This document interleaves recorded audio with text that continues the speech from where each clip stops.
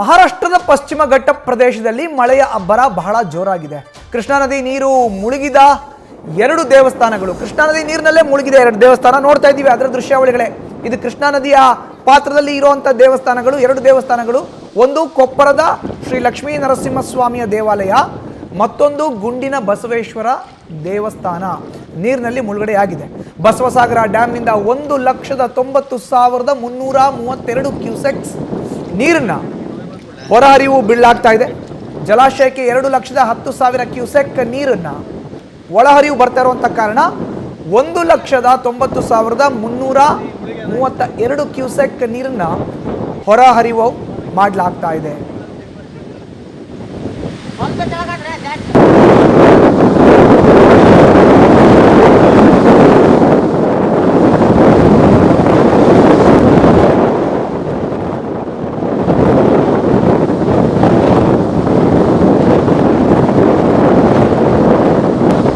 ಇನ್ನು ಈ ದೇವಾಲಯ ಮುಳುಗಡೆ ಆಗಿದೆಯಲ್ಲ, ಇದೇ ಸ್ಥಳದಿಂದ ನಿಂತು ನಮ್ಮ ಪ್ರತಿನಿಧಿ ಪ್ರತ್ಯಕ್ಷ ವರದಿಯನ್ನು ನೀಡಿದ್ದಾರೆ. ಬನ್ನಿ ನೋಡೋಣ.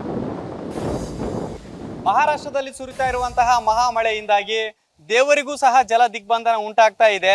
ಯಾಕೆಂತಂದ್ರೆ ಕೃಷ್ಣಾ ನದಿ ಮೈದುಂಬಿ ಹರಿತಾ ಇದೆ. ಬಸವಸಾಗರ ಜಲಾಶಯದಿಂದ ಕೃಷ್ಣಾ ನದಿಗೆ ಸದ್ಯಕ್ಕೆ 2,80,000 ಕ್ಯೂಸೆಕ್ಸ್ ನೀರನ್ನ ಹೊರಬಿಡಲಾಗಿದೆ. ಇನ್ನೂ ಹೆಚ್ಚಿನ ಪ್ರಮಾಣದಲ್ಲಿ ನೀರನ್ನ ಹೊರಬಿಡಲಾಗ್ತದೆ ಅಂತೇಳಿ ಜಲಾಶಯದ ಅಧಿಕಾರಿಗಳು ನಮ್ಗೆ ತಿಳಿಸಿರುವಂತದ್ದು. ಸದ್ಯಕ್ಕೆ ನಾನು ಜಲ ದಿಗ್ಬಂಧನ ದೇವರಿಗೆ ಯಾವ ರೀತಿಯಾಗಿ ಆಗ್ತಾ ಇದೆ ಅಂತೇಳಿ ನಾನು ಲೈವ್ ವಿಜುವಲ್ಸ್ ಅಲ್ಲಿ ತೋರಿಸ್ತಾ ಹೋಗ್ತೇನೆ. ನಾನಿವಾಗ ಇರುವಂತದ್ದು ರಾಯಚೂರು ಜಿಲ್ಲೆ ದೇವದುರ್ಗ ತಾಲೂಕಿನ ಕೊಪ್ಪರ ಶ್ರೀ ಲಕ್ಷ್ಮೀ ನರಸಿಂಹ ದೇವಸ್ಥಾನದಲ್ಲಿ. ನೀವೀಗ ನೋಡ್ತಾ ಇರ್ಬೋದು, ದೇವಸ್ಥಾನನೇ ನಡುಗಡ್ಡೆಯಾಗಿದೆ, ಸುತ್ತ ನೀರು ಆವರಿಸ್ಕೊಳ್ತಾ ಇದೆ. ಲಕ್ಷ್ಮೀ ನರಸಿಂಹಸ್ವಾಮಿ ದೇವಸ್ಥಾನ ಇದು ಪುರಾತನ ಕಾಲದ್ದು. ನಿಜಾಮರ ಕಾಲದಿಂದನೂ ಇಲ್ಲಿ ದೇವಸ್ಥಾನ ಇತ್ತು ಅನ್ನೋ ಸಾಕಷ್ಟು ಪುರಾವೆಗಳಿದಾವೆ. ಈವರೆಗೂ ಸಹ ಇಲ್ಲಿ ವಿಶೇಷ ಪೂಜೆಗಳನ್ನ ಕೊಪ್ಪರದ ಇಲ್ಲಿ ಪೂಜಾರಿಗಳಾಗಿರ್ಬೋದು, ಇಡೀ ಗ್ರಾಮಸ್ಥರಾಗಿರ್ಬೋದು ಪೂಜೆ ಸಲ್ಲಿಸ್ತಾ ಬರ್ತಾ ಇದ್ದಾರೆ.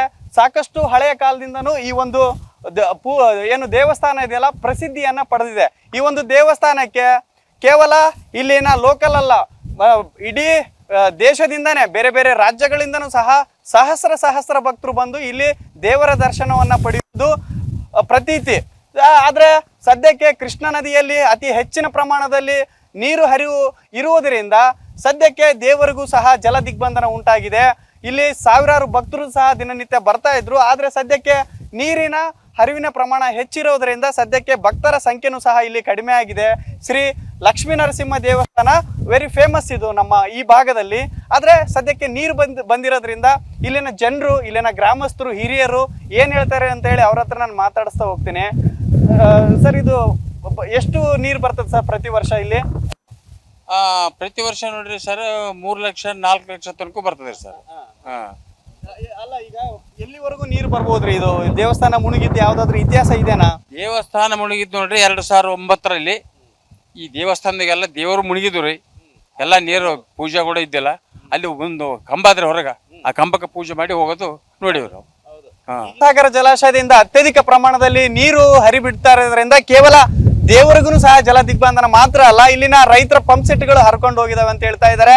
ಜಮೀನುಗಳು ಜಲಾವೃತ ಆಗ್ತದೆ. ಜಮೀನುಗಳು ಜಲಾವೃತ ಆದ್ರೆ ಬೆಳೆಗಳು ನಾಶ ಆಗ್ತದೆ.